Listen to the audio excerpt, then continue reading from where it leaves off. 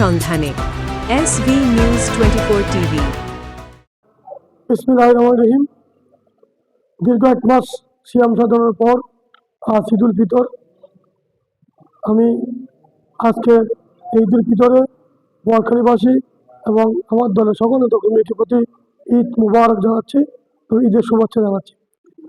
আগামী দিনের বর্তমান প্রধানমন্ত্রী তারেক রহমান দেশ গঠন লক্ষ্যে যে কার্যক্রম শুরু করেছে, এই কার্যক্রমে ধর্ম নির্বিশেষে সবাই ঐক্যবদ্ধ হয়ে দেশ গঠনের কাজে আমরা এই ঈদের আনন্দে, ঈদের দিনে এই মনোভাব নিয়ে ঐক্যবদ্ধ হয়ে দেশ ও জাতি গঠন করার আহ্বান জানাচ্ছি।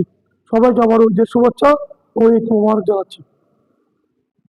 এবং বর্তমান প্রধানমন্ত্রী তারেক রহমান সাহেব যে ফ্যামিলি কার্ড, কৃষক কার্ড, দেশ গঠনের জন্য স্বাস্থ্য কার্ড, যে তিনটা উল্লেখযোগ্য সিদ্ধান্ত নিয়েছেন, এই সিদ্ধান্ত আগামী দিনে সর্বস্তরের জনের মাধ্যমে ছড়িয়ে দিয়ে জনগণকে সহযোগিতা করার জন্য দলের সকল নেতাকর্মীকে আমি আহ্বান জানাচ্ছি।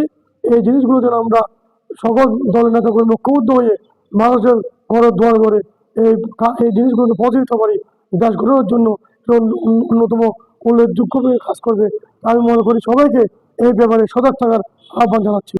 আমি সর্বশেষ আমাদের 28 জনের গণমানুষের নেতা, আমাদের মাননীয় সাংসদ জনাব আলহাজ এরশাদুল্লাহের পক্ষ থেকে বোয়ালখালীবাসীর সর্বস্তরের জনসাধারণকে ঈদ মুবারক জানাচ্ছি।